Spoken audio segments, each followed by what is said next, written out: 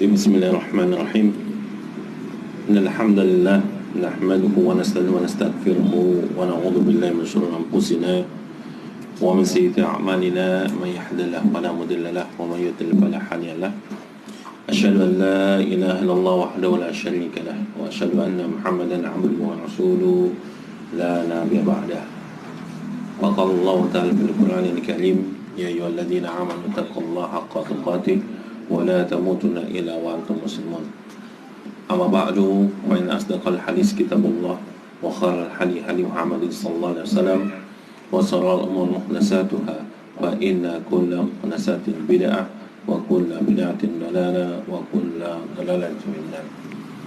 Jemaah yang dimuliakan Allah Subhanahu wa taala, para hadirin wal hadirat rahimani wa rahimakumullah jami'an. Insyaallah dengan senantiasa memohon pertolongan kepada Allah Subhanahu wa taala, semoga Allah Subhanahu wa taala memberikan kemudahan kepada kita semua di dalam mempelajari, memahami dan mengamalkan setiap ilmu-ilmu yang kita pelajari. Dan semoga Allah Subhanahu wa taala memberikan kepada kita ilmu yang bermanfaat, ilmu yang bisa mengantarkan kita ke dalam surganya Allah Subhanahu wa taala, ilmu yang bisa menyelamatkan kita dari azab dan siksa Allah Subhanahu wa taala dan memasukkan kita ke dalam surganya tanpa hisab dan tanpa azab. Amin ya rabbal alamin. Kemudian salawat dan salam semoga tercurahkan kepada Nabi kita Muhammad SAW beserta para keluarganya dan para sahabatnya, dan semua kita yang hadir di sini senantiasa berada di atas sunnah Nabi kita Muhammad SAW. Tim jemaah yang dimuliakan Allah Subhanahu wa taala, insyaallah pada hari ini, pada kesempatan yang berbahagia ini, kita akan melanjutkan kembali kajian kita, pembahasan kita masih dalam pembahasan penyempurna atau amal-amal penyempurna. Nah, pembahasan kita di sini adalah berkaitan dengan masalah salat sunnah yang menyempurnakan salat wajib yang kita lakukan. Sebagaimana yang pernah kita bahas, di mana Nabi SAW pernah bersabda, di mana Nabi SAW pernah bersabda dalam riwayat yang sahih, riwayat Imam Nasai dengan nomor 451. Nabi mengatakan, apa kata Nabi? Inna awwala ma yuhasabu bi al-'abdu yawmal qiyamah min amali as-salatuhu. Sesungguhnya yang pertama kali dihisab seorang hamba itu pada hari kiamat, di antara amal-amalnya adalah salatnya. Jadi, sesungguhnya yang pertama kali dihisab, ditimbang, diperiksa sama Allah Subhanahu wa taala bagi seorang hamba pada hari kiamat, apa yang diperiksa? Salatnya. Wa in saluhat, kata Nabi, wa in saluhat faqad aflaha wa anja. Kalau salatnya ini baik, kalau salatnya ini baik, maka baiklah seluruh amalnya. Atau selamatlah dia, sukseslah dia kalau salatnya baik. Wa in fasadat, apabila buruk salatnya, faqad khaba wa khasira, maka dia akan menjadi orang yang merugi, orang yang tidak beruntung kalau salatnya tidak baik. Oleh sebab itu, berdasarkan dengan hadis ini, perkataan Nabi ini, maka jelaslah pertama kali yang harus kita perhatikan dalam amal ibadah kita berkaitan dengan zahirnya amal ibadah tubuh adalah salat. Salam. Jadi salat ini adalah perkara yang tidak bisa dimain-mainkan. Kenapa? Yang pertama kita sudah bahas, ibadah yang pertama kali dihisab oleh Allah Subhanahu wa taala adalah salat. Itu yang pertama. Yang kedua, standar baik atau tidaknya seluruh amalan itu tergantung salatnya. Kalau salatnya baik, maka baiklah seluruh amal. Tapi sebaliknya, kalau buruk salatnya, maka buruklah dia seluruh amalnya dan dia menjadi orang yang merugi. Nah, akan tetapi Nabi juga mengatakan, Nabi memberikan solusi jika salat kita mungkin bolong-bolong tidak baik. Nabi mengatakan fa in taqassa min fadhilah say'an. Sesungguhnya di antara kewajiban-kewajiban itu ada sesuatu yang kurang. Maksudnya dalam salat yang wajib itu ada sesuatu yang bolong, ada sesuatu yang kurang. Maka Allah Subhanahu wa taala berfirman, Maka Allah Subhanahu wa taala berfirman kepada para malaikatnya, apa kata Allah? Unzuru hal li abdi min tatawwu wa yukammalu biha ma taqassa min al-fariḍah. Kata Allah Subhanahu wa taala, Allah mengatakan kepada para malaikat, unzuru, perhatikan. Perhatikan, lihatlah apakah hambaku itu memiliki ibadah-ibadah sunnah. Ya, perhatikan, lihatlah apakah hambaku ini memiliki ibadah-ibadah sunnah.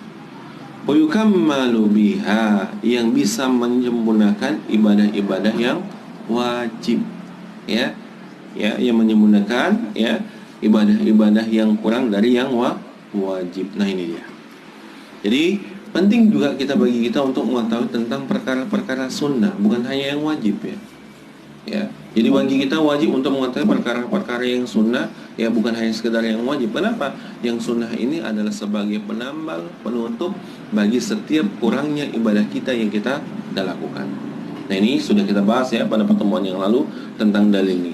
Kemudian Nabi mengatakan summa yakunu sa'irul amalihi ala dzalika. Demikianlah maka seluruh amal juga seperti itu. Artinya apa? Setiap ada yang wajib, maka ada yang sunnah. Nah, yang sunnah ini menambal setiap kekurangan-kekurangan yang ada pada wajib. Ya. Misalnya kita zakat itu hukumnya wajib. Nah, pasti ada kekurangan-kekurangan yang kita lakukan di dalamnya. Bisa jadi kurang dalam menghitung, kurang dalam keikhlasan, atau kurang dalam segala macamnya. Maka ditutuplah dengan sesuatu yang sunnah. Nah, sunnahnya apa? Infak, sedekah, dan yang semisalnya. Kalau itu berkaitan dengan masalah zakat. Berkaitan dengan masalah puasa juga, ya. Yang wajib yang mana? Puasa Ramadan.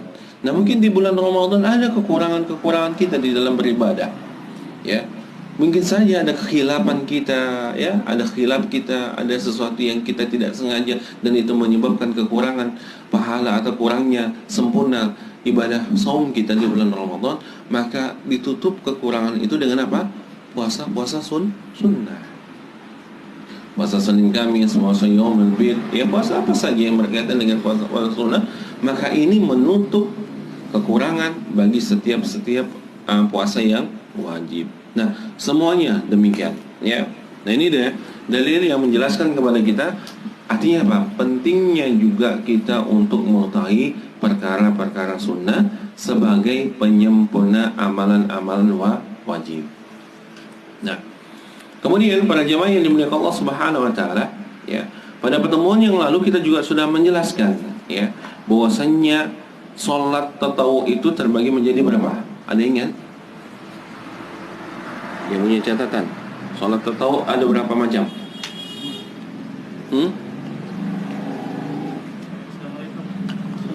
Waalaikumsalam. Nah, ayo, salat sunnah tatawwu itu ada berapa macam? Ini salat sunnah nih. Ada yang bisa jawab? Ini masih murojaah kita ya.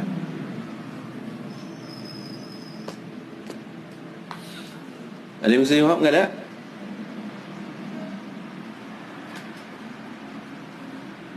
Kalau gitu kita kembali ke kitab. Kan itu. Kalau orang bilang kembali ke laptop, kita balik ke kitab. Nah, salat tatawwu itu ada dua. Yang pertama mutlak, dan yang kedua muqayyad. Nah, jadi salat sunnah itu ada dua. Salat sunnah tatawwu itu ada dua macam. Yang pertama mutlak, yang kedua muqayyad. Nah, apa yang dimaksud dengan salat mutlak? Salat mutlak itu salat yang tidak ditentukan dengan waktu. Ya, salat sunnah yang tidak dikaitkan dengan waktu. Mau sholat apa saja di 2 rakaat namanya sholat sunnah mutlak, silakan. Contohnya misalnya, ya, kita melaksanakan sholat sunnah mutlak ketika kita menunggu imam hadir pada sholat Jumat. Ya, kita datang ke masjid. Nah, kita ingin dapat pahala unta misalnya, karena barang siapa yang mendatangi sholat masjid dia di awal waktu, ya, dia orang pertama, maka dia seperti berkurban dengan seekor unta. Jadi karena dia ingin mendapatkan seekor unta, datanglah dia. Nah, imam jelas belum datang, ya, khatib belum datang. Nah, selama dia menunggu khatib itu datang naik ke atas mimbar, sholat dia 2 rakaat, 2 rakaat salam, 2 rakaat salam, 2 rakaat salam, sampai imam datang. Nah, ini yang disebut dengan sholat sunnah mutlak. Ya, sholat sunnah mutlak. Ya, ini yang disebut dengan sholat sunnah mutlak. Atau antum di rumah, ya, di rumah, ya, sholat duha sudah. Tapi karena dalam artian yang nggak ada kegiatan atau segala macam, antum pingin beribadah, maka setelah selesai sholat duha, antum melaksanakan sholat 2 rakaat, salam 2 rakaat, salam 2 rakaat, salam, ya, maka ini diniatkan dengan sholat sunnah mutlak. Silakan. Ya. Nah, sholat sunnah mutlak ini tidak boleh dikerjakan di dalam 3 waktu yang terlarang. Ya, ingat kan? 3 waktu yang terlarang apa saja? Ketika matahari terbit. Ya, ketika matahari terbit itu di pagi hari, itu nggak boleh kita sholat. Dilarang oleh Nabi. Kenapa? Karena pada saat itu, ya, matahari di antara 2 tanduk setan. Ya, matahari itu di antara 2 tanduk setan. Nah, pada saat itu kita dilarang untuk sholat. Kapan? Sampai matahari itu benar-benar terbit untuk seukuran tombak yang dipancangkan, ya, seperti itu. Jadi kalau kita tombakkan di sini, nah dia udah berada di ujung tombak tersebut, sudutnya. Nah, boleh kita setelah itu sholat. Itu waktu yang pertama yang dilarang. Yang kedua, ketika matahari tepat berada di atas kepala kita, ya, siang hari, ya, matahari tepat di atas. Nah, ini juga dilarang. Sampai kapan? Sampai tergelincir dia. Sampai dia tergelincir. Nah, itu yang ketiga apa? Ketika matahari terbenam, ya, menjelang waktu maghrib. Nah, biasanya di waktu setelah sholat asyar, matahari itu kuning dan bisa dilihat. Pernah antum lihat kan matahari itu menguning? Dan kita bisa melihatnya secara utuh. Beda dengan siang ini. Kenapa antum lihat siang ini? Antum lihat matahari, silau mata kita. Tapi kalau sudah matahari mau terbit, mau terbenam, ya, di ufuk timur sana itu kelihatan kuning dan dia mau terbang. Nah, itulah waktu-waktu yang dilarang untuk sholat. Nah, jadi ini harus kita pahami, ya. Agar apa? Agar kita tidak salah. Semangat boleh, tapi semangat harus diiringi dengan ilmu. Tidak cukup, ya, kita beribadah hanya modal semangat. Ya. Berapa banyak orang yang beribadah dengan modal semangat tetapi tidak mendapatkan apa-apa. Ya, harus diiringi dengan ilmu. Nah, itu yang pertama, ya, sholat sunnah mutlak. Nah, yang kedua, sholat sunnah muqayyad. Nah, sholat sunnah muqayyad ini banyak. Ya, sholat sunnah muqayyad ini adalah sholat sunnah yang berkaitan dengan waktu. Ya, berkaitan dengan waktu. Ya. Nah, di sholat sunnah muqayyad ini banyak, ya. Ya, adalah sholat yang berkaitan dengan waktu. Nah, di antara, ya, sholat sunnah, ya, muqayyad, di antaranya adalah sholat sunnah rawatib. Ya, di antaranya adalah sholat sunnah rawatib. Nah, sholat sunnah rawatib ini adalah termasuk bagian dari sholat sunnah muqayyad. Kenapa? Karena sholat rawatib ini berkaitan dengan waktu. Kapan pelaksanaan sholat sunnah rawatib? Nah, sholat sunnah rawatib ini dilaksanakan bisa sebelum sholat yang wajib atau sesudah sholat wajib. Ya, bisa dilaksanakan sebelum sholat sunnah wajib, dilaksanakan sebelum sholat wajib, dan bisa dilaksanakan setelah sholat wajib, atau yang sering kita kenal dengan qobliyah dan ba'diyah. Nah, ini yang disebut dengan sholat sunnah rawatib. Nah, sholat sunnah rawatib itu juga terbagi menjadi 2. Ya, sholat sunnah rawatib itu terbagi menjadi berapa? 2. Masih ingat apa aja? Nah, salat sunnah, ya, rawatib itu yang, ya, terbagi 2, yang sangat dianjurkan, ya, atau hanya sekedar anjuran. Ya, yang sangat dianjurkan itu yang pertama, atau yang kedua, ya, hanya sekedar dianjurkan. Jadi kalau dalam bahasa Arabnya, ya, salat sunnah rawatib muakkad sama salat sunnah rawatib ghairu muakkad. Nah, itu dia. Yang sangat dianjurkan atau sekedar anjuran. Nah, yang sangat dianjurkan itu adalah salat sunnah rawatib yang disebutkan di dalam hadis, ya. Salat sunnah rawatib yang disebutkan di dalam hadis. Ada 12 rakaat dia yang sangat dianjurkan. Nah, apa imbalannya, apa keutamaannya bagi orang yang melaksanakan salat sunnah rawatib ini? Yang muakkad ini apa imbalannya? Allah bangunkan dia rumah di dalam surga. Allah bangunkan dia ya rumah di dalam surga. Balasan bagi orang yang melaksanakan menjaga salat sunnah rawatib 12 rakaat ini. Ya.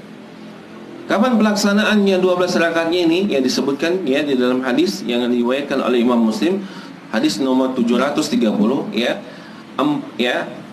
Kita ambil kesimpulannya saja ya, waktu-waktunya. Nah, hadis waktu-waktu ini disebutkan dalam hadis riwayat Imam Muslim ini dengan nomor 730. Hadis ini dari Aisyah radhiyallahu anha. Ya. Nah, Nabi menjelaskan dalam hadis ini ya, ada 12 salat rawatib. Ya, ada 12 salat rawatib. Nah, kapan pelaksanaannya? 4 rakaat sebelum zuhur. Ya, 4 rakaat sebelum zuhur. Nah, bagaimana pelaksanaannya? Boleh 2 rakaat salam, 2 rakaat salam. Boleh juga langsung, tapi tak ada tahiyat awal, langsung bangkit. Ya.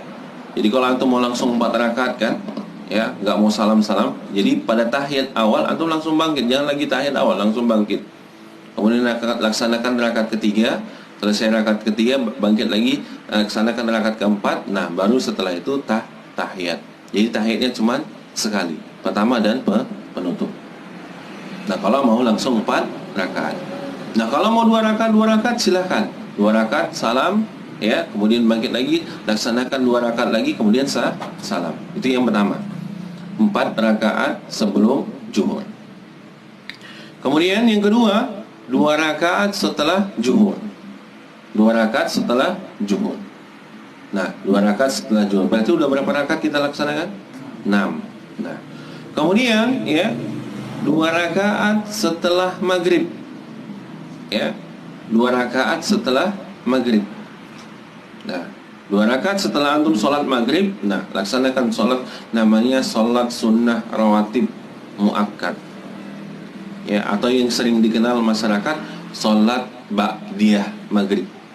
Ya. Kemudian, ya, sudah 8 ya, sudah 8 rakaat. Kemudian 2 rakaat setelah isya. Ya, 2 rakaat setelah sholat isya. Ya. Dan yang terakhir 2 rakaat sebelum subuh, atau yang sering dikenal dengan sholat sunnah fajar. Ya, kita sering mengenalnya dengan sholat sunnah fajar. Ya, atau disebut juga qobliyah fajar. Nah, inilah 12 rakaat yang barang siapa menjaganya, ya, maka akan dibangunkan rumah, ya, di dalam surga. Sebagaimana Nabi mengatakan, ya, dalam hadis yang diriwayatkan oleh Imam Muslim dengan nomor 728, ya, Nabi mengatakan, man shalla isnata asyara rak'atan fi yaumin wa lailatin bunya lahu bihinna baitun fil jannah. Barang siapa yang sholat 12 rakaat, ya, pada siang hari dan malamnya, maka akan dibangunkan untuknya rumah di dalam surga.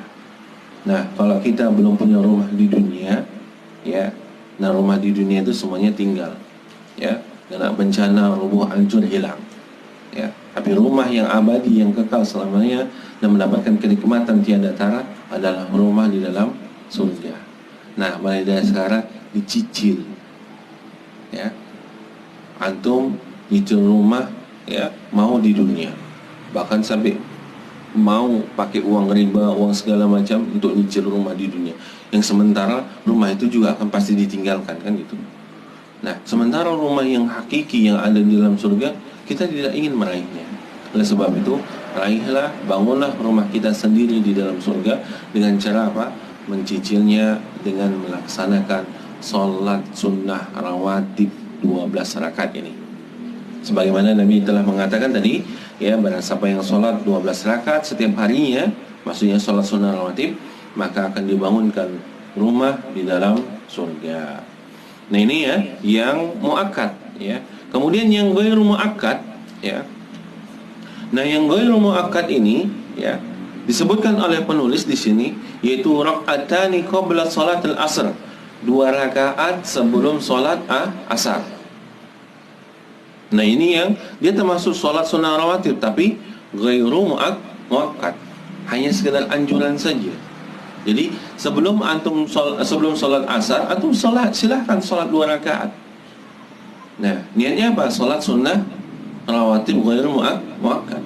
Ya, itu dia. 2 rakaat sebelum asar dan 2 rakaat sebelum maghrib. Ya. Jadi 2 rakaat sebelum maghrib itu ada solat sunnah rawatibnya, tapi yang bukan dianjurkan, sekedar anjuran saja. Kemudian 2 rakaat sebelum isya. Jadi ada 6 rakaat ya. Untuk ghairu yang muakkad ada 6 rakaat sebelum asar, sebelum maghrib, dan sebelum isya. Nah, dalilnya mana? Dalilnya sebagaimana disebutkan oleh Imam Bukhari dan Imam Muslim, ya, Imam Bukhari dan Imam Muslim. Imam Bukhari dengan nomor 627, ya, Imam Bukhari dengan nomor 627, kemudian Imam Muslim dengan nomor 838. Nah, hadis ini dari Abdullah bin Mughaffal bahwasanya Nabi sallallahu alaihi wasallam bersabda. Hadis ini dari Abdullah bin Mughaffal, Nabi bersabda, apa kata Nabi? Baina kullu adanain as-shalah. Ya, di antara setiap azan dan iqamah ada salat. Ya, di antara setiap azan dan iqamah. Tadi salat fardu itu kan ada azan dan iqamah. Maka kata Nabi baina kulli adanaini salat. Di antara setiap azan dan iqamah ada salat. Baina kulli adanaini, sampai 2 kali Nabi mengatakannya, ya. Nabi mengatakan sampai 2 kali. Di antara setiap azan dan iqamah ada salat. Kemudian ya Nabi mengatakan pada ucapan yang ketiga, liman syaa, bagi yang berkeinginan. Ya, bagi yang berkeinginan atau bagi yang berkehendak saja. Kalau dia mau ya silahkan, kalau tidak ya silahkan juga. Makanya para ulama mengatakan ini disebut dengan sholat sunnah rawatib ghairu muakkad. Kenapa? Karena Nabi mengatakan di akhir sabdanya apa? Liman syaa, bagi orang-orang yang berkeinginan. Nah, itu ya. Kemudian ada sebuah riwayat yang menjelaskan, ya, ada sebuah riwayat menjelaskan disunahkan juga kita menjaga 4 rakaat sebelum asar. Nah, di luar dari sholat sunnah ghairu muakkad tadi. Nah, disunahkan bagi kita untuk menjaga 4 rakaat sebelum sholat asar. Ya, jadi ternyata di sebelum asar itu ada sholat sunnah yang begitu banyak. Yang pertama tadi sholat rawatib ghairu muakkad. Berapa rakaat tadi? 2. Nah, ini juga dalam sebuah riwayat disebutkan disunahkan kita juga untuk menjaga 4 rakaat sebelum asar.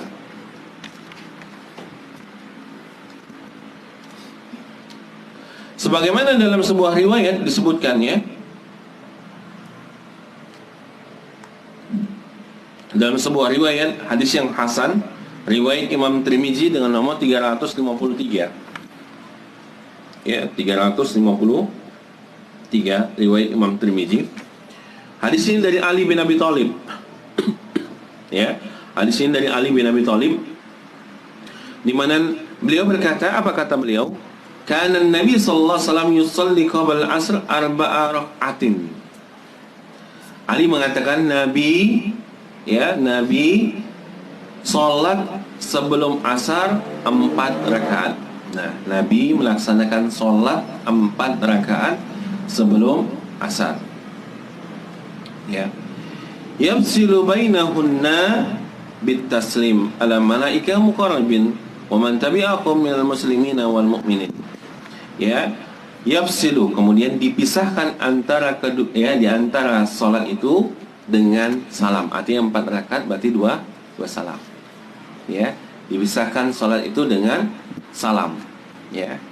Salam, ya, sebagaimana salamnya malaikat yang dekat dan orang-orang yang mengikuti mereka di antara kaum muslimin dan kaum mukmin.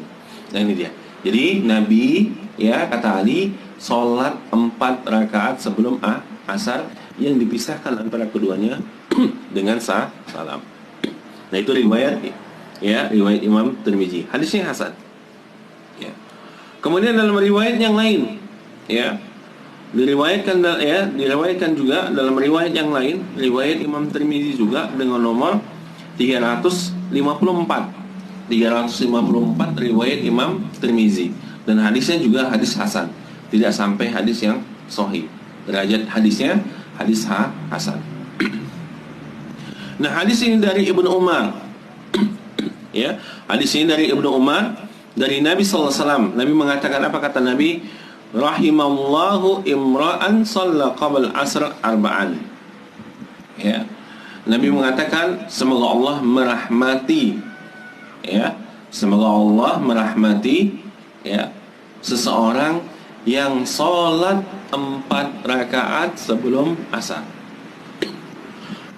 Ya.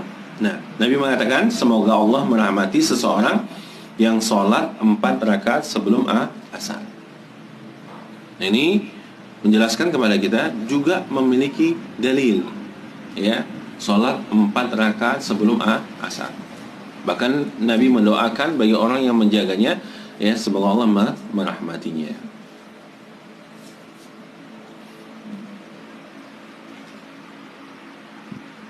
Sudah? Nah, itu dia. Kemudian disunahkan juga tatawu, ya, sholat sunnah tatawu antara maghrib dan isya, ya. Nah, jadi disunahkan juga, ya, kita sholat, ya, sholat sunnah tatawu antara maghrib dan isya. Bukan sholat sunnah rawatib, ya, tapi sholat sunnah tatawu, sholat sunnah antara maghrib dengan isya. Misalnya kita tadi sholat maghrib sudah selesai, kemudian kita sholat sunnah rawatib 2 rakaat. Nah, ingin sholat lagi, misalnya antum di masjid, ingin nunggu sholat isya. Nah, antum sholat. Nah, ini namanya juga termasuk sholat sunnah tatawu antara maghrib dan isya, ya. Sebagaimana dalam riwayat disebutkan, ya, disebutkan dalam hadis yang sahih riwayat Imam Tirmizi dengan nomor 3781, ya, 3781 riwayat Imam Tirmizi. Hadis ini dari Huzaifah. Apa kata Huzaifah? Ataitun Nabi sallallahu alaihi wasallam. Aku mendatangi Nabi sallallahu alaihi wasallam, kemudian aku salat bersamanya salat maghrib. Ya. Kemudian aku salat bersamanya salat maghrib. Fa shalla ilal isya, kemudian dia salat sampai isya. Nah, setelah selesai salat isya, dia lanjut salat sunnah sampai salat isya. Nah, inilah yang disebut dengan salat sunnah tatawu, ya, bainal maghrib wal isya. Salat sunnah tatawu antara maghrib dan isya. Nah, ini dalilnya, ya.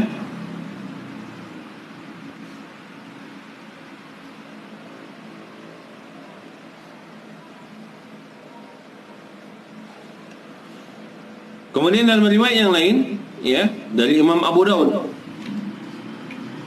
ya, dari Imam Abu Daud disebutkan, ya, riwayat Imam Abu Daud dengan nomor 1173, ya, 1173.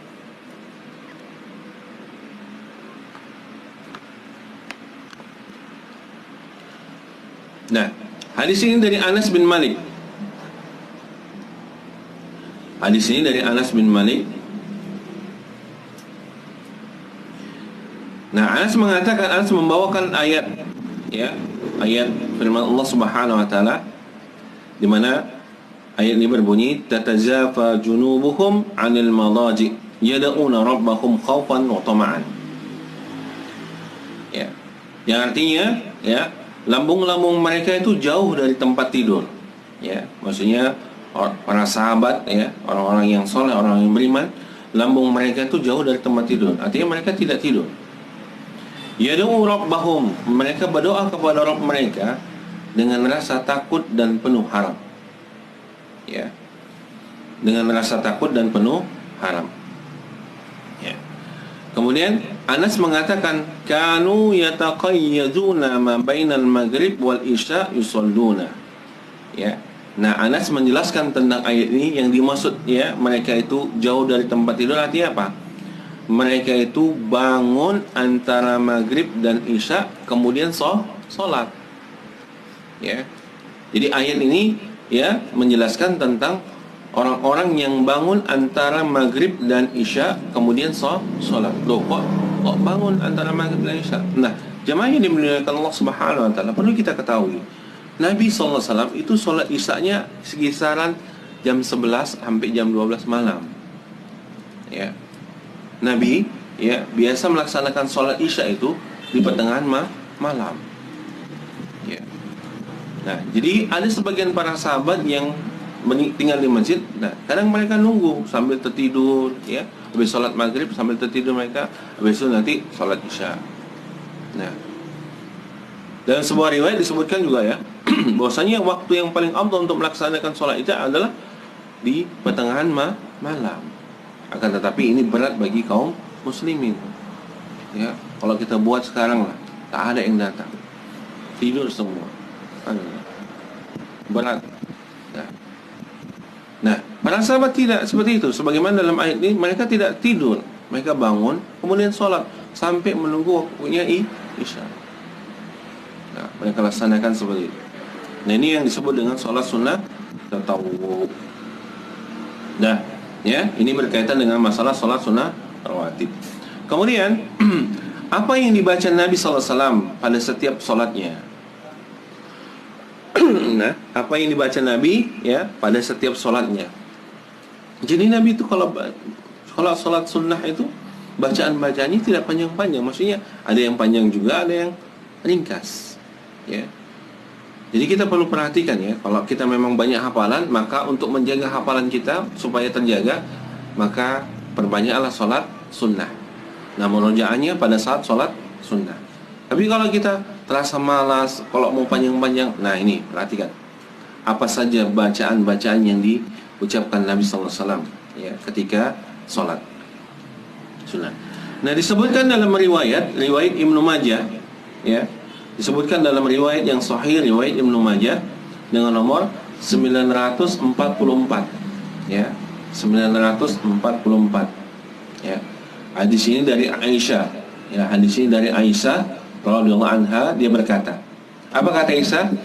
Karena Rasulullah SAW yaqul, Rasulullah SAW bersabda, kata Aisyah, beliau mengatakan, nikmatani suratani ya, sebaik-baik dua surat ya, sebaik-baik dua surah yang dibaca dengannya ya, sebaik-baik dua surah ya yang dibaca dengannya pada 2 rakaat sebelum fajar.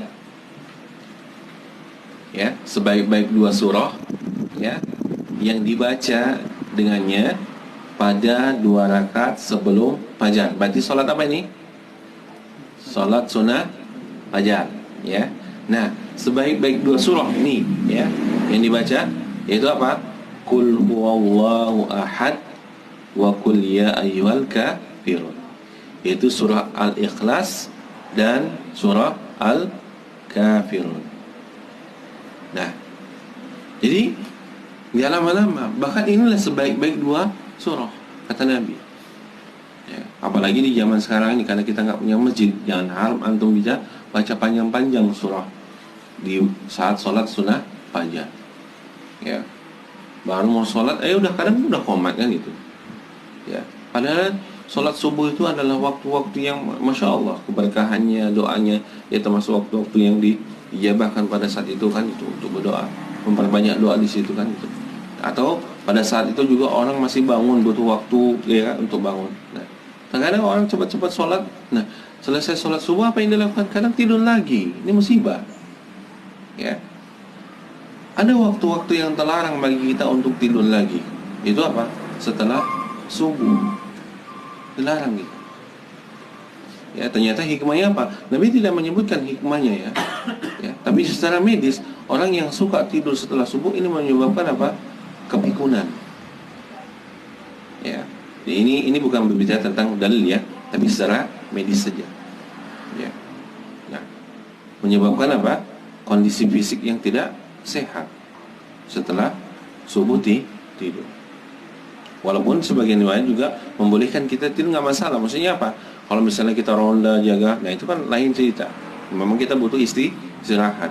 Tapi udah tidur malam, bangun subuh, habis subuh tidur lagi. Nah ini ya tidur-tidur saja kerjaannya kan gitu. Jadi kata Nabi SAW, balik kita ya, sebaik-baik dua surah yang dibaca pada 2 rakaat sebelum fajar adalah Al-Ikhlas dan Al-Kafirun. Nah, itu dalam riwayat Aisyah. Kemudian dalam riwayat yang lain juga disebutkan, riwayat Imam Muslim. Ya, riwayat Imam Muslim dengan nomor 360. Riwayat Imam Muslim. Nah, ini hadis dari Abu Hurairah. Hadis dari Abu Hurairah, ya, bahwasanya Rasulullah SAW membaca pada 2 rakaat salat fajar. Ya, bahwasanya Rasulullah SAW membaca pada 2 rakaat salat fajar. Maksudnya salat sunnah fajar, yaitu Qul ya ayyuhal kafirun dan Qul huwallahu ahad. Ya, Qul ya ayyuhal kafirun dan Qul huwallahu ahad. Nah, bedanya dengan Aisyah apa? Kalau Aisyah Al-Ikhlas dulu yang dibaca ya, Qul huwallahu ahad, habis itu Qul ya ayyuhal kafirun. Nah, dalam riwayat Abu Hurairah yang dibaca mana dulu? Qul ya ayyuhal kafirun, kemudian setelah itu surah Al-Ikhlas. Ya. Nah, itu bacaannya, ya. Kemudian dalam riwayat Ibnu Abbas, ya, dalam riwayat dari Ibnu Abbas yang diriwayatkan oleh Imam Nasa'i dengan nomor 905. Nasa'i dengan nomor 905. Ya. Nah, Ibnu Abbas mengatakan, bahwasanya Nabi SAW atau Rasulullah SAW membaca 2 rakaat, ya, salat sunnah fajar. Ya, bahwasanya Nabi SAW membaca, ya, surah 2 rakaat salat sunnah fajar. Yang pertama dengan surah Al-Baqarah ayat 136. Ya, yang pertama, rakaat pertama dengan surah Al-Baqarah ayat 136. Ya. Surah Al-Baqarah ayat 136. Dan pada rakaat terakhir dengan membaca surah Ali Imran ayat 52, ya, ayat 52. Nah, itu yang dibaca oleh Nabi, ya, awal surah Al-Baqarah, kemudian di akhir surah Ali Imran. Nah, itu dari Ibnu Abbas. Kemudian dari Ibnu Mas'ud, ya, dari Ibnu Mas'ud yang diriwayatkan oleh Imam Tirmizi, ya, dari Ibnu Mas'ud yang diriwayatkan oleh Imam Tirmizi dengan nomor 355, ya, 355, ya, 355. Nah, ini sama dengan riwayat Aisyah dan Abu Hurairah. Ya, sama riwayat Aisyah dan Abu Hurairah, di mana, ya, surah pertama itu Qul ya ayyuhal kafirun dan yang kedua Qul huwallahu ahad. Nah, jadi Nabi lebih sering baca surah apa? Ya, dalam salat sunnahnya, yaitu Qul ya ayyuhal kafirun dan Qul huwallahu ahad. Artinya surah Al-Kafirun dan surah Al-Ikhlas. Nah, ini bacaan-bacaan yang dibaca oleh Nabi SAW. Nah, kemudian kita beranjak kepada sholat witir. Ya, masih ada waktu kita sekali lagi ya. Nah, kita beranjak kepada sholat sunnah witir. Ya. Nah, apa hukum sholat sunnah witir dan keutamaannya? Nah, hukum sholat sunnah witir ini sunnah muakkadah, sunnah yang sangat dianjurkan. Sholat sunnah witir ini hukumnya sunnah muakkadah. Nah, kalau bisa jangan ditinggalkan. Bahkan Nabi SAW tidak pernah meninggalkan sholat sunnah witir semasa hidupnya, sampai kaki Nabi bengkak-bengkak. Bayangkan, kita bisa bayangkan, ya, betapa lamanya sholatnya, ya, betapa seringnya Nabi melaksanakan sholat malam, sampai Aisyah itu prihatin, ya, prihatin kepada Rasulullah. Ditengoknya kaki suaminya bengkak. Kenapa? Karena melaksanakan sholat malam. Dan Aisyah mengatakan kepada Nabi, ya, dalam riwayat yang sahih disebutkan, ya Rasulullah, ya, ya Rasulullah, ini disebutkan dalam kitab Dawa ya, kalau nggak salah ya, yang diriwayatkan oleh Imam Ibnu Qayyim. Beliau mengatakan, ya Rasulullah, ya, bukankah Allah telah menghapuskan dosamu yang telah lalu dan yang akan datang? Ya, bukankah, ya, bukankah Allah sudah mengampuni dosamu yang telah lalu dan akan datang? Artinya Aisyah ingin menjelaskan, ya Rasulullah, tidak usahlah sholat kayak gitu, kamu saja sudah diampuni. Gitulah bahasa kitanya, ya, sampai bengkak-bengkak gitu kan, gitu kan, dosamu sudah diampuni lah kan, itu ya. Artinya apa? Aisyah ingin mengajak kepada Rasulullah, ya, artinya dikurangilah sholat, jangan sampai bengkak-bengkak gitulah kan. Nah, apa jawaban Nabi SAW kepada Aisyah ketika dikatakan seperti itu? Ya Rasulullah, bukankah kamu sudah diampuni dosamu yang lalu dan akan datang kan, itu? Ngapainlah kamu sholat seperti itu? Kemudian apa jawaban Rasulullah kepada Aisyah? Ya Aisyah, afala ubashirun nas. Aisyah, apakah aku tidak pantas menjadi seorang hamba yang bersyukur kepada Allah? Apa aku tidak pantas menjadi hamba yang bersyukur kepada Allah? Makanya, ya, puncak ibadah yang paling tinggi disebutkan oleh para ulama, ya, kan ada ibadah karena rasa takut, ya, ada ibadah karena rasa cinta. Nah, yang paling tinggi sebagaimana yang dilakukan oleh Rasulullah. Dia melaksanakan ibadah itu bukan karena rasa takut saja, tapi apa? Karena rasa syukur dia kepada Allah. Kalau kita selama ini kan sholat apa? Kalau nggak rasa takut, mengharapkan apa yang ada di sisi Allah. Benar nggak? Takut disiksa atau ingin dapat surga, pahala. Kan itu aja. Nah, Rasulullah tidak. Rasulullah beribadah itu karena bentuk rasa syukur dan kecintaannya kepada Allah. Itulah yang paling tinggi, ya, niat ibadah seseorang ketika beribadah kepada Allah. Ya. Ada orang yang sholat karena takut, ya, makanya selesai sholat agak lapang dia dadanya, ya kan? Nah, ada yang orang sholat, aku pingin surga. Nah, terus dia berdoa. Nah, yang paling rendah apa? Beribadah karena rasa takut. Apakah dia diterima? Diterima. Tapi tingkatan ibadah ini, ya, yang paling rendah beribadah karena rasa takut. Yang kedua, beribadah karena mengharapkan apa yang ada di sisi Allah. Dan yang ketiga yang paling tinggi adalah beribadah karena rasa cinta dan syukur kepada Allah. Ini yang harus kita gapai. Ya, bagaimana kita bisa beribadah dengan rasa syukur kita kepada Allah? Ya. Nah, jadi, ya, kembali kita. Jadi witir adalah sunnah muakkad. Ya. Hassa alaihi Rasulullah sallallahu alaihi wasallam wa raghaba fihi. Ya. Rasulullah sangat menganjurkan, ya, Rasulullah sangat menganjurkan dan sangat mencintai ibadah ini untuk dirinya. Rasulullah sangat menganjurkan bagi dirinya dan mencintai ibadah ini. Makanya Anda bilang tadi, Rasulullah tidak pernah meninggalkan ibadah ini. Kenapa? Karena beliau sangat menganjurkan bagi dirinya dan sangat mencintai ibadah ini. Bahkan dalam keadaan sapan naik kendaraan pun juga Nabi tetap sholat di atas kendaraan, duduk sholat, ya. Karena Rasulullah tidak pernah meninggalkan.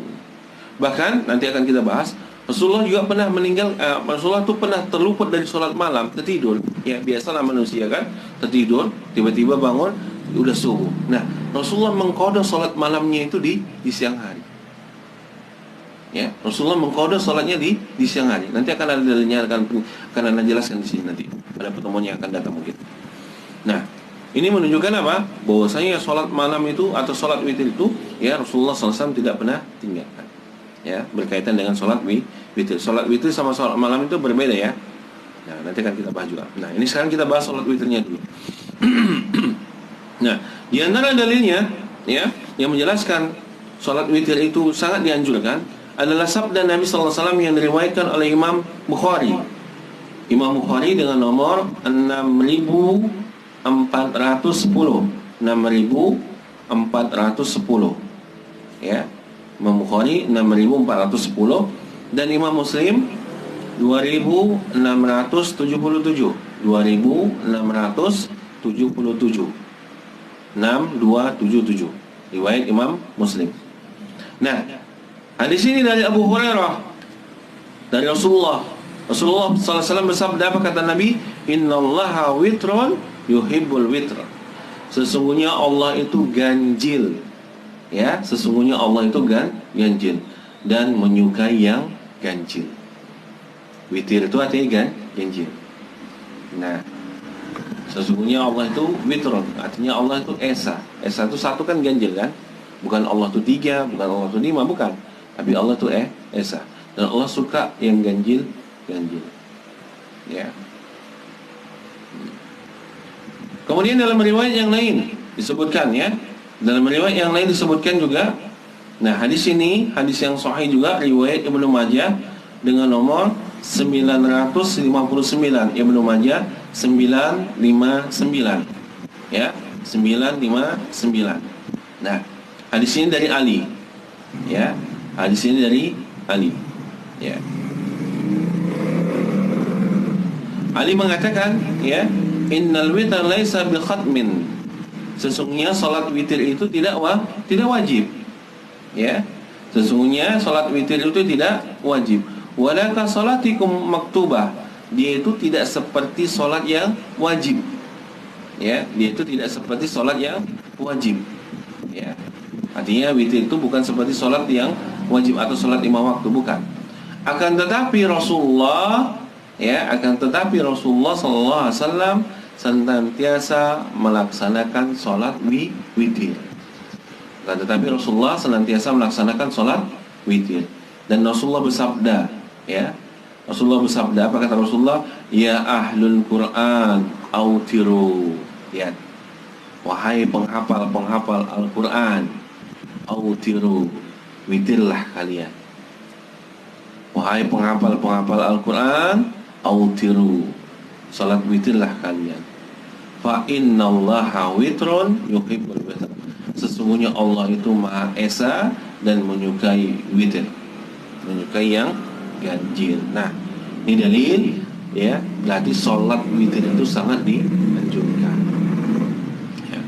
Kemudian terakhir ya, waktunya. Nah, kapan waktunya pelaksanaan salat witir? Ya. Nah, pelaksanaan salat witir itu, ya, boleh dilaksanakan setelah Isya sampai, ya, terbitnya fajar.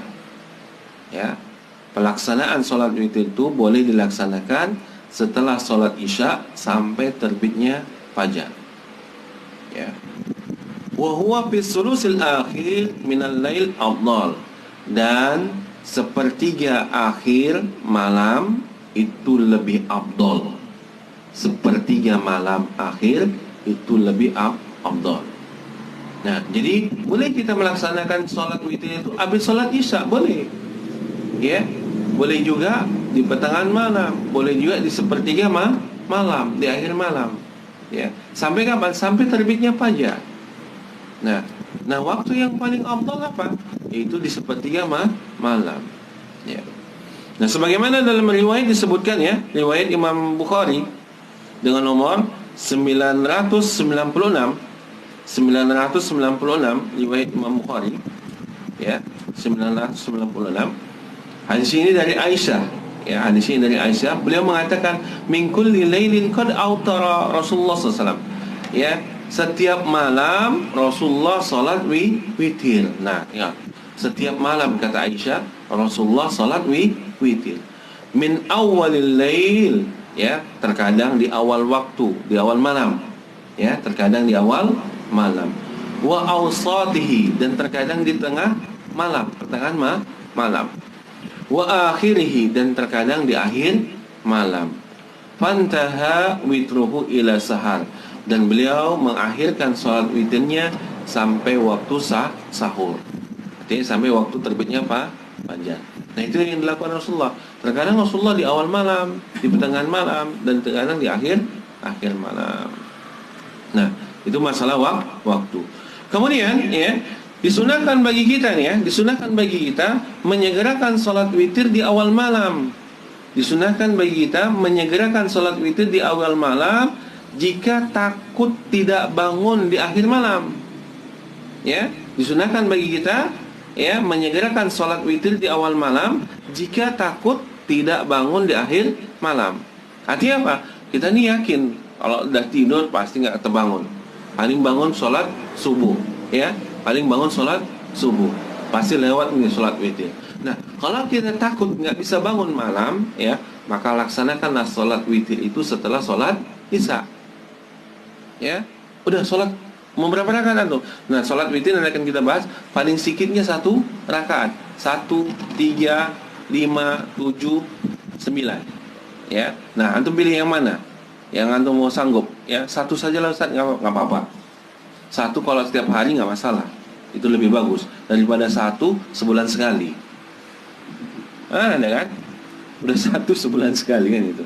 Nah, 1 rakaat kerjakan. Nggak bisa bangun malam Ustaz. Habis sholat isya, habis selesai sholat sunnah rawatib, laksanakan witir 1 rakaat. Ya, dah. Kalau bangun nanti akhir malam, bangun sholat malam. Ya, witirnya nggak usah lagi, udah sholat malam saja bebas beberapa rakaat, laksanakan. Tapi apa? Jaga sholat witir. Kalau nggak bisa bangun ya malam, maka laksanakan sholat witir di awal malam. Ya. Nah, ini disunahkan bagi kita ya, bagi yang takut tidak bangun malam.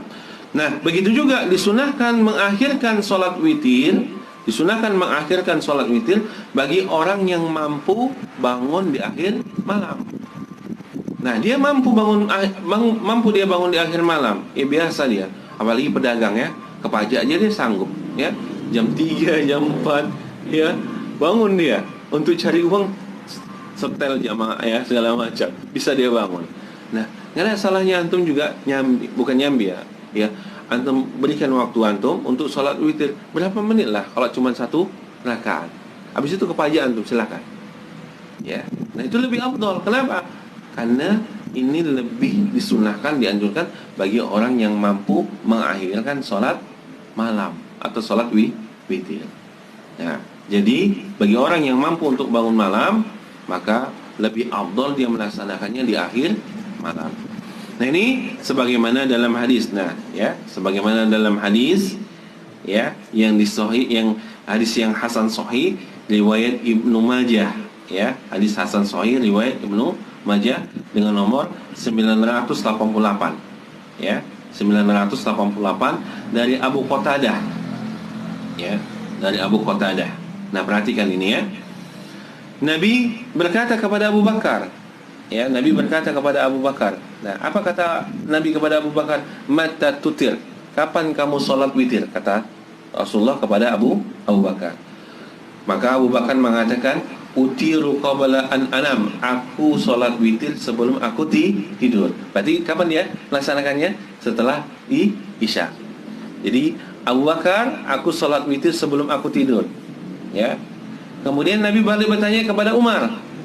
Ya, di situ ada Abu Bakar, di situ ada Umar. Kemudian Nabi bertanya kepada Umar, mata tutir, kapan kamu salat witir Umar?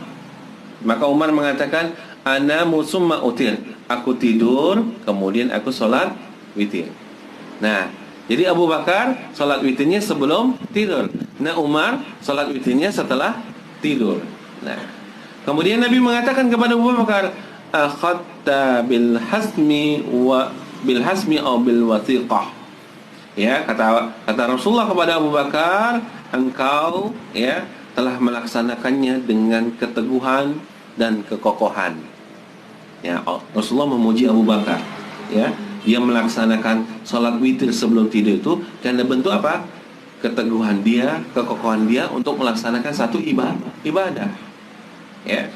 Dan Nabi juga berkata kepada Umar, akhadta bil quwwah, dan engkau melaksanakan sholat witir itu dengan kekuatan. Ya, dengan kekuatan. Jadi berdasarkan dengan hadis ini, ya silahkan antum tarik diri masing-masing. Kalau bisa bangun malam, maka lebih afdal diakhirkan sholat witir. Tapi kalau nggak sanggup, ya udah laksanakan sebelum tidur atau laksanakan setelah isya. Nah, itu ya dalilnya. Dan dalil yang terakhir dari Aisyah, riwayat Imam Bukhari dengan nomor ya 997 ya. Imam Bukhari dengan nomor 997 dan Imam Muslim 744. Nah, Nabi mengatakan atau Aisyah mengatakan, ya, Aisyah mengatakan Nabi sholat, ya, Nabi sholat wa ana raqidah, ya, Nabi sholat dan aku tidur. Kata Aisyah, Nabi sedang sholat sementara aku tidur, ya, membentang di atas kasurnya, ya. Nabi sholat sementara aku tidur membentang di atas kasurnya. Fa idza arada ayyutir, apabila dia ingin sholat witir. Nah, apabila Nabi SAW ingin sholat witir, ayyaqadani, dia bangunkan aku, kata Isa. Dia bangunkan aku, fa'autartu, kemudian aku sholat witir. Ya. Ya, Rasulullah juga menjaga keluarganya untuk tetap menjaga sholat witir. Ya, Rasulullah sholat tidur, ya, Rasulullah sholat malam, ya, sampai mau akhir malam. Nah, ketika Rasulullah mau witir, dibangunkannya Aisyah. Ya, Aisyah bangun, sholat witir. Nah, inilah rumah tangga yang sakinah mawaddah. Ya, nah, dibangunkan untuk sholat witir. Nah, ini juga bagi kita ya, para suami, kalau dibangunkan sholat witir bahagia kita. Kenapa? Ini istri yang baik, berarti dia menjaga kita untuk melaksanakan ibadah, ya. Nah, nggak apa-apa juga isi itu ambil air sedikit, ya, jangan disiram pakai gayung, ya. Basahkan tangan sedikit, dilap sedikit, agar apa? Agar bangun, ya. Jangan disiram banyak-banyak, ini namanya marah, bukan bangun, kan gitu. Nah, jadi ya, untuk kita suami istri, ya, saling menjaga satu sama lainnya agar apa? Menjaga sholat witir sebagaimana yang dicontohkan oleh Nabi SAW. Ya, mungkin ini aja yang bisa kita sampaikan pada hari ini, ya, karena waktu kita terbatas. Masih ada waktu lagi, masih ada pembahasan ini lagi berkaitan dengan apa namanya, rakaat sholat witir, kemudian kunut witir bagaimana, kan itu, dan seterusnya. Insyaallah pada pertemuan yang akan datang akan kita bahas. Karena ini berkaitan dengan masalah sholat sunnah. Tapi sampai di sini dulu. Mungkin ada yang mau ditanyakan, silakan. Tadi kan sholat sunnah rawatib itu 4 rakaat sebelum zuhur. Tapi kalau melihat kondisi masjid di sekitaran itu kan nggak dapat waktu yang dapat. Bisa digantikan dengan waktu yang lain seperti pada subuh, sebelum subuh. Itu gimana Ustaz? Allah bisa, ya. Kalau dikiaskan dengan itu ya bisa saja, kan gitu. Artinya misalnya kita sholat subuh ketinggalan sunnahnya, kan. Nah, kan ada riwayat dibolehkan kita untuk melaksanakannya setelah subuh jika ini terluput bagi kita. Nah, ini bagi orang yang biasa melaksanakan sholat sunnah fajar, kemudian terluput bagi dia sholat sunnah fajar, tiba-tiba sholat subuh sudah ditegakkan, maka boleh dia melaksanakan sholat sunnah fajarnya itu setelah selesai sholat subuh. Nah, begitu juga jika kita terluput di sholat zuhur 4 rakaatnya, atau sempatnya cuma 2 rakaat, ya, nah, laksanakan setelah zuhur, ya. Mengkodo namanya, ya. Allah Ustaz, boleh.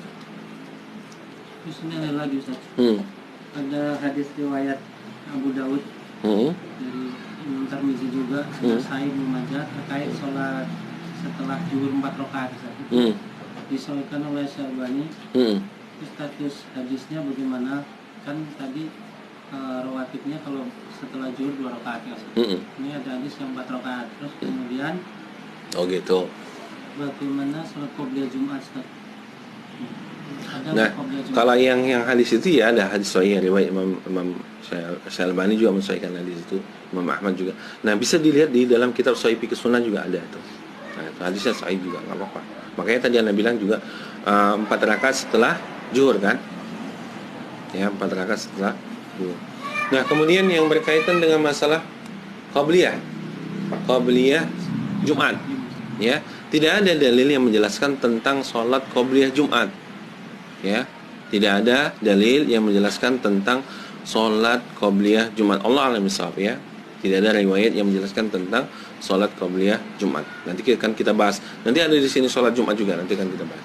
Jadi tidak ada riwayat yang menjelaskan tentang sholat qabliyah Jumat. Nah, adanya apa? Itulah tadi sholat sunnah mutlak, Ya, antum sampai masjid, antum yang mau melaksanakan sholat. Ya, sholat yang dilaksanakan itu sholat tahiyatul masjid. Ya, tahiyatul masjid. Atau sholat yang lainnya juga bisa. Sholat sunnah wudu boleh antum laksanakan. Tapi sholat sunnah qabliyah Jumat, maka ini tidak ada riwayatnya. Yang adanya sholat setelah Jumat ba'diyah. Nah itu ada dua riwayat. Ada yang 4 rakaat, ada yang 2 rakaat. Ya, boleh dilaksanakan 4 rakaat setelah Jumat, boleh dilaksanakan 2 rakaat setelah sholat Jumat. Nanti akan ada juga pembahasannya itu nanti di sholat Jumat. Allah a'lam. Nah, jadi untuk qabliyahnya Allah a'lam bishawab tidak ada riwayat yang menjelaskan tentang sholat sunnah qabliyah Jumat. Ya.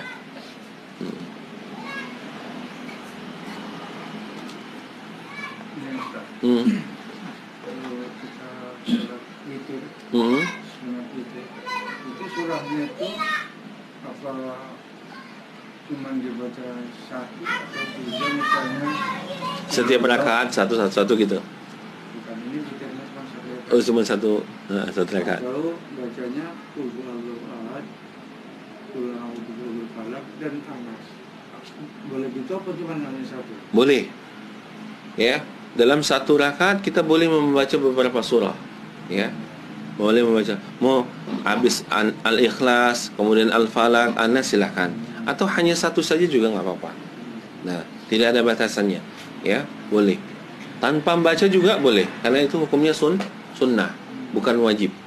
Misalnya kita Al-Fatihah saja nih, datang sangat malasnya kan gitu kan. Mau cepat-cepat udahlah Al-Fatihah saja. Nah, boleh juga. Karena membaca surah ya selain surah Al-Fatihah itu hukumnya sunnah. Ya, itu hukumnya sunnah. Tapi lebih afdal dibaca. Bolehkah menggabungkan niat Ustaz habis wudu, nah tahiyatul masjid. Nah, boleh. Kalau misalnya kita punya waktu yang mungkin tidak memungkinkan melaksanakan dua-duanya, maka gabungkan niat. Kalau sunnah sama sunnah boleh, yang nggak boleh wajib dengan sunnah. Menggabungkan 2 surah atau lebih dari 1 surah di sholat wajib. Boleh. Apa? Sunnah saja boleh, apalagi yang wajib. Ya.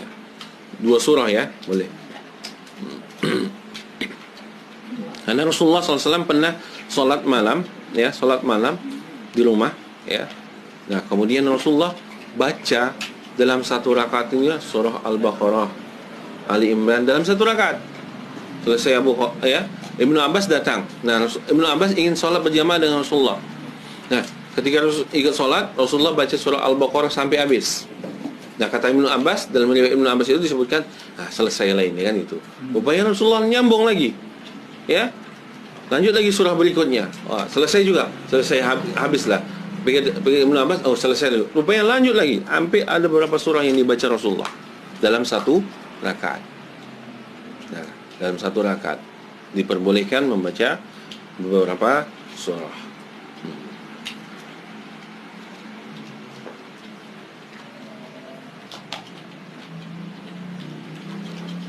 Sudah? Cukup? Ya?